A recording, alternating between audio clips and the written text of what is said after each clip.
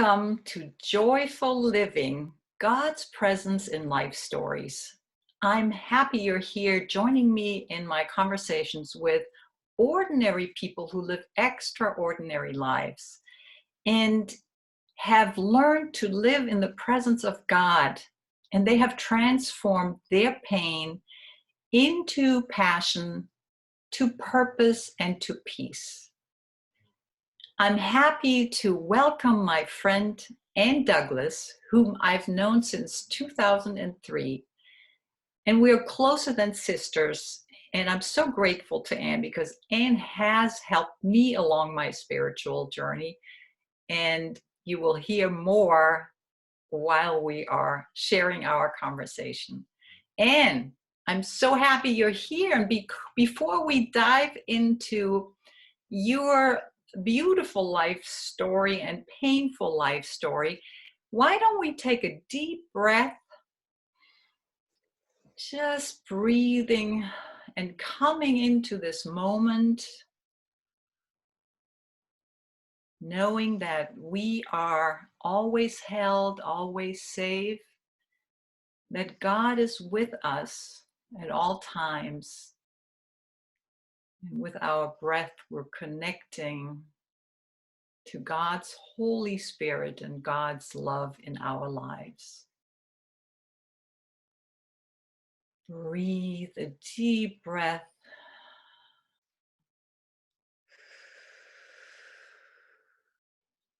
And thank you so much, Ann, for being here with me and with our guests to teach us about your beautiful life and how you have transformed your pain into passion and then into a beautiful purpose, living now a peaceful life in Jessup, Georgia with your husband, Mike, in your childhood home.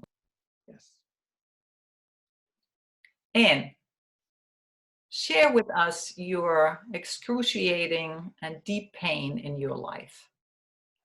Yes. I have 3 children, Suzanne and Nancy Ann, and then 4 years later, I had a son, Frederick. We call him Freddy. And on 9/11, Freddy was on the 104th floor of the South Tower of the World Trade Center when Flight 175 flew into the 85th floor. I knew he was there. And so he died that day with all of the victims of 9/11. And Freddie and I were very, very close. You can see, this is Freddie. Beautiful. Yes, he was 27 years old. He was at the peak of his life. He had just been a smashing success in business. He had a woman that he was talking about asking to marry him. He was a spiritual man, and he was, to me, he graduated with honors, and I'm down here in boot camp, left to do some work looking at it that way. But this is, I can show you some pictures. This is how much and how close Freddie and I were. He was in graduate school when this picture was taken. Oh yeah, I see. Beautiful. A little closer so we all, yeah, okay. Yes, but that's great. Yeah. Pictures tell a story. And I'm grateful that that last summer in 2001, I got a fellowship to go to Manhattan College for 3 weeks. So I was in New York with Freddie for 3 weeks in July and August. I was there for his 27th birthday. And this is what New York looked like in 2001. This is a picture of Freddie with his girl, and that is the South Tower. Oh, wow. This was taken 3 weeks before 9/11.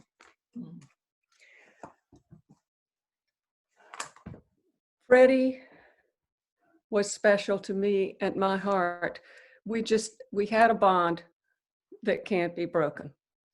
And when 9/11 happened, I called on the words that Freddie had said as strength. I have a strong faith in God. Mhm. I have the support system of family, of friends. But it was Freddie's words that gave me direction. When he was 22, Freddie was at prep school, and then he went to college, and one of his longtime friends went out in the evening with him for a weekend. And when Freddie dropped him off at his house, the young man went inside. He was having an argument with his girl, and he committed suicide. Mm. He shot himself in the head. And Fred wrote an essay, and in that essay, he said, all through history, man has asked why. Religion, mythology, no one has ever been able to answer that question. Don't look at that day. Take the good. Try to find your purpose in life and go forward and hope that it makes a difference. Oh, The wow. other thing, yeah, and the other thing Freddie said to me, he said this several times, Mom, what you're for empowers you, what you're against weakens you. Mhm. So I was able, actually, my first thought, knowing that he was there that day, my first thought was, how am I going to live all of these years without him? And then I realized, no, if I come into this moment, if I can be present, remember the 35 millimeter cameras where you had to Mhm. focus it? I focused into what was right in front of me. And I said, I can do anything a day at a time. And Yeah. that's why you were the angel that was sent into my life in 2003 to teach me how to come into the moment, to live my life Mhm. moment by moment, a day at a time. And that really is what saved me, Bettina. I'm so Wonderful. grateful for that, really. Wonderful. And And so this excruciating pain of losing a child, and really that the most pain a mother can experience, how, when we're talking about passion and purpose, so what was your passion after Freddie died? You went on. So how did you transform this pain into passion and purpose? I'm a teacher and I loved teaching. That's what I love to do. So I remembered his words. And we have a summer home in New Hampshire. It was Freddie's favorite place on earth. We were blessed to have a place on the lake where Freddie spent all of the summers of his life. And he put a hammock up and he found a sign that said, do what you love what you do. And so I loved teaching. I loved art. I loved young people. So that's what I passionately did. I went out there into the world with all the pain that I had and things. I, I actually found two things. My passion was no one will ever forget Freddie. I'm going to make this world better.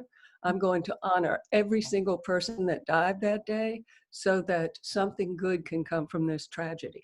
Mhm. And the first thing that I did, and this this is a picture. We have a nonprofit foundation which was created by family, friends, and strangers, all working pro bono. And we went into the school systems Mhm. and eliminated bullying. It Mhm. was something I had done in my classroom.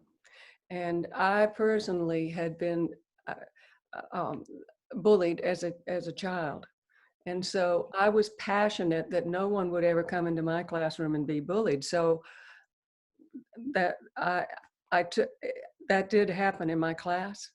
And so I took it to the schools. And these children in this picture, they're the only children who have been to ground zero on 9/11 with the families because this is the 8th grade, but when they were in kindergarten, they actually live from the kindergarten playground in Jersey City saw the plane hit Freddie's building and they saw the buildings fall. Oh, wow. Wow. They were so motivated that they would do anything, and the teachers too. And so we got 2 pilot program schools with people that were connected with Freddie, helped us get it together. and something beautiful happened. Everyone worked pro bono. My oldest daughter in education contributed. My younger daughter is an art director and has made a beautiful website so that you can um, you can see our curriculum, which we're giving away for free, and we'll be marketing it soon and giving away 5,000 books to children. And that comes to Wow. the second passion that I found. And that is, I became passionate about the children's book. Now, here's the background story of this children's book, Freddy and Flossie Flutterby, which I have written and which I illustrated. But Beautiful. the real truth is that it was already created. When Freddy was 22, he was in graduate school and he said, "Mom, remember the story you used to tell us about that butterfly and you wanted us to eat vegetables and be nice to everybody?" And I'm like, "Sure." They'd all say, Mom, tell us about the butterfly." And they'd sit next to me, Nancy, Sue, and Freddie, and I'd tell them all about that story. And he said, "You have got to paint the paintings. You have got to write the book, write the story." So I did. It took me 4 years with the paintings. I did gouache, watercolor, and I painted the paintings and I wrote the book, but I just made a big copy and gave each one the copy. And I'll show you an example of the paintings that I did that Freddie inspired me to do. Beautiful. And I can see there's Freddie, there's Sue, there's Nancy. So, and Hey, Flutterby. what I'm hearing you say is actually that God used your biggest pains that you just mentioned, the bullying in your childhood. So that is a really traumatic thing because that happens, I mean, over a course of years and years. So it's really evasive in your spirit. So that, and then the pain of losing Freddie and knowing these school kids saw it. So you merged this all into a purpose. And you might remember at one of our retreats, I was quoting Frederick Buechner. He's a Presbyterian theologian and pastor, and he said, God wants us where our deep joy meets the deep hunger of the world. And your deep joy and deep passion, I think we can use that as similar. So you took that and you made it into your purpose in bringing it to the hunger of the world, which is eliminating bullying in the school system. Yes. So it just is a beautiful, beautiful story how you transformed your pain. And so tell us a little bit about living in the presence of God. So you said you live joyfully every day, and to say that even though you have experienced so much pain, how are you doing this? Well, prayer, meditation, and contemplation. And for me, prayer is having a conversation, talking with God. Meditation is listening, but contemplation is the highest form of prayer. I learned contemplation from you. And this brings me to the retreats that you started to teach centering prayer, which is a discipline. You told me you're going to sit for 20 minutes and let your thoughts go by, and you're going to stay with the sunset, stay with God, and not think. And I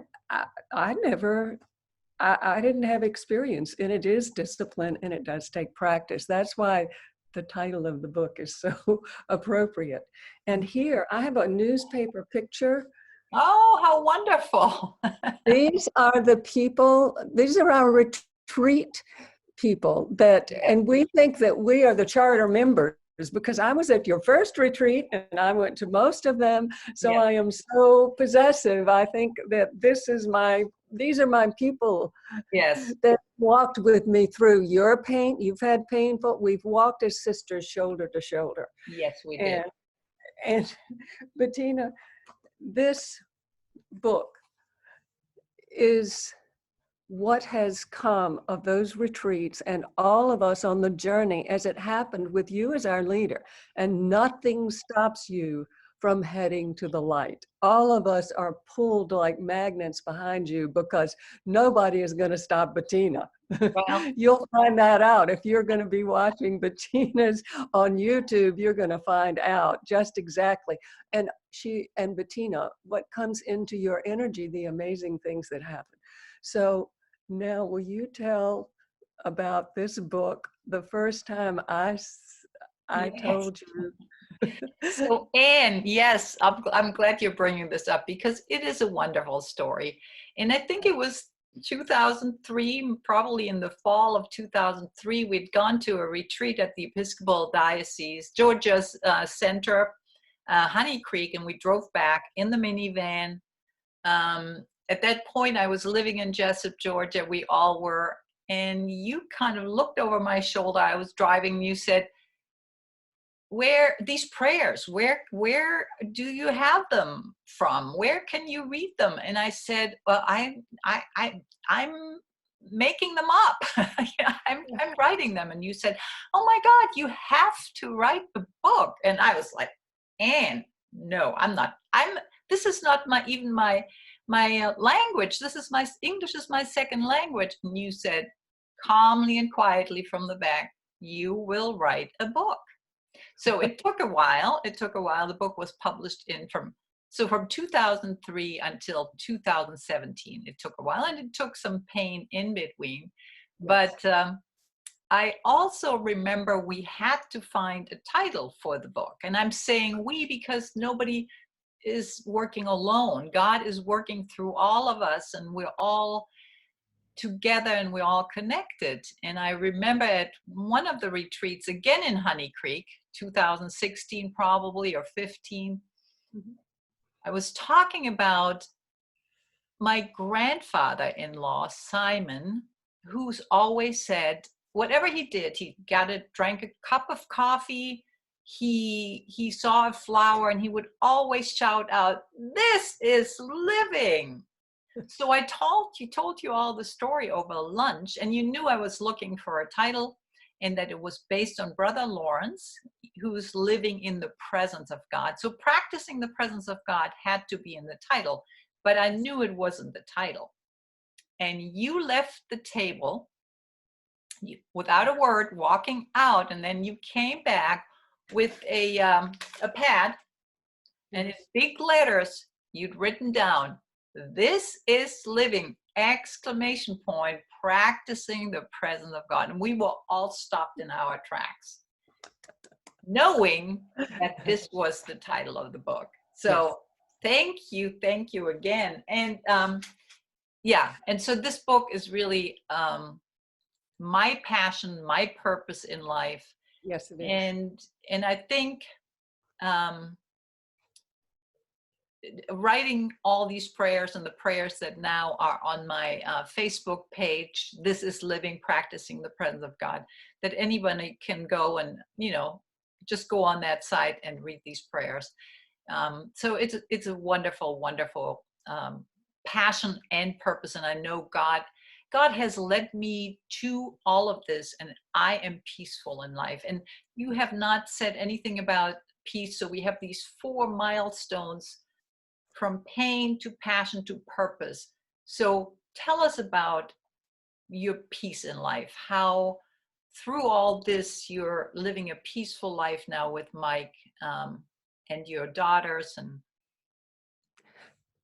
Bettina, the theme of your retreats, not just centering prayer, but self-fulfillment. And having another person like you and like our sister, like the people that are at the retreat, to give us feedback so that I have learned to love myself without being in love with myself. If I'm not in love and with myself, everything's about me, but I do accept and love the good and bad in myself. And that came through experiences in your retreat and the journey that we have taken. And I see us as partners. That means, my husband gave me this definition, equals on spiritual journey. yes, we And all are. that's who we are. And and so I have found through being able to come to the moment. This is why this book is different from any other book, because it's not just a book to read. You experience this book. It shows you, it leads you, it gives the prayers, you take the breaks. And just here's an example. Yesterday, I'm 77 and I went for my checkup, and there was something that wasn't quite right. So they called me back, and the doctor tells me, you're healthy. This is not serious, that can't be treated, but I want you to go to the Mayo Clinic and let's see what's going on. Well, you can imagine my first thought. Yes. Oh, if I get up here in my head and start thinking, and I'm in the future, what's it going to be? You know, and so what did I do? I did a breath prayer. I went, first of all, I relaxed my jaws, then I relaxed my shoulders, and then I breathed in gently peace. I breathed out anxiety, and I came into the moment. It's no big deal. This is the moment I have, and he just told me I was healthy. Right. So this is how I find peace in the midst of unsolved problems, through discovery of myself and through communing with the power as I see it. And you have led the way and taught me the highest form of prayer. For this, I'm connected to you with my heart forever, Bettina. Well, and as you said, we're on the journey together. And you just said something that I've never heard said this way that is so beautiful. You said, I love myself, but I'm not in love with myself. So, oh my God, that is saying a huge spiritual truth in a few words. Thank you. I love myself and I'm not in love. Because often people, and especially women, we think we can't, be selfish. We can't love ourselves. We have to love others and give and give and give. And we also have to take care of ourselves. And Yes. to love ourselves doesn't mean we're in love and we're selfish, but it is breathing and staying in the present and loving ourselves so we can actually spread the love into the world. Yes. And Bettina, I love the good and the bad. I was bullied mercilessly, not just once, continually. And from that pain, I became a person that I became something, a wounded person. And so I had to learn to love the wounded child, learn to love the me. And I didn't have to count on other people. And it was a great gift. Now I see that bullying, I needed to have that experience so that I could help others. I wouldn't have been passionate, and I could not have understand those who are out there being bullied had I not experienced it. Yeah. So that's what loving myself means, the good and the bad, the way God loves me. So I don't have to perform or do anything. God yeah, just loves me no matter what. exactly. And it's also wonderful to hear, and that the pain, and especially the pain we all experience, or I'm saying most of us experience in childhood, that pain can actually, God is using that pain for God's purpose to bring love into the world. Yes, And that's right. it's really amazing and wonderful Mhm. to know that. Here's one little story that I just experienced recently. So I was asking, because I'm working on a new website and a new program, spiritual program. I was asking a few people, friends and people who've experienced my work, how they see me. And I also asked a 20-year-old friend of mine, just to see what a young person says. And she was giving me a few words, and then she said, you make people feel like they belong in this world, that they have a place in this world. Oh, And it was so touching. For one, it's a 21-year-old. And I told her, I said, Jenna, I was the one who never felt like I belong in this world, that I have a place in this world. And that Yeah. was the first time I connected these two things, that Yes. the pain of my childhood, Yeah. unconsciously, really, I'm giving people that gift because I don't want anybody to feel this way. So I think it's amazing. And I hear and I see, really see and feel how peaceful you are in your life, and that you have, with God's help, we always know, but we have to do our part in it. You have transformed the pain in your life. Bettina, I want to read one prayer that I start the day with, and it's your prayer. You gave us all of your prayers on a card at one of the retreats, and I hope to get a little professional deck of those cards so I can take them with me. That must be coming up next. But I Yes. want to read how I start my day in the morning with you, and then I'll tell you the gift that you've given me. And here's the prayer. It's called Brushing Your Teeth. And Mm. by the way, usually I get my instinct is to get the electric toothbrush, start brushing my teeth, and then run in and turn the TV off and pick out what I want, and then go back and spit in the sink, Yeah. rushing around because I'm so busy. Right. But this is now the way that Bettina has trained me, and this is why you have to practice it. Yes. Yes. Brushing your teeth. It's not what goes into your mouth that defiles you. You are defiled by the words that come out of your mouth. Matthew 15:11. When you pick up your toothbrush, take a deep, deliberate breath. When you spread toothpaste on your brush, be aware that the moment you put the paste on, appreciate the smooth paste and enjoy the beauty and the smell of it. Mm. Look at your teeth and feel the motion of your brush. Watch the brush circling your teeth and the paste cleansing the surface of your teeth. Be patient with yourself and come back to the present when your thoughts stray. When you put your brush away at night, ask yourself whether you have lived into this prayer. And here's the prayer. May only goodness and truth come out of my mouth today. Amen. Amen. That's Wow. a great way to start the day. That is wonderful, wonderful. And before we close our conversation, and thank you so much for being here and really being the first one of hopefully many conversations that are inspiring and helping people to transform their pain into passion and purpose and peace. Anything else you want to give Yeah. us on the way? Yes, and honestly, Bettina, this book and what you have to say in here is what brings me to this point today, that I can say I can find peace in the midst of a storm. Mm-hmm. I'm not alone. I belong to God. Mm-hmm. And I'm able to find my secret place with the Most High. Beautiful. That's your gift to me. Thank you. And we are all gifts to each other. And I hope I know this conversation is a gift to many other people who will join us in this conversation.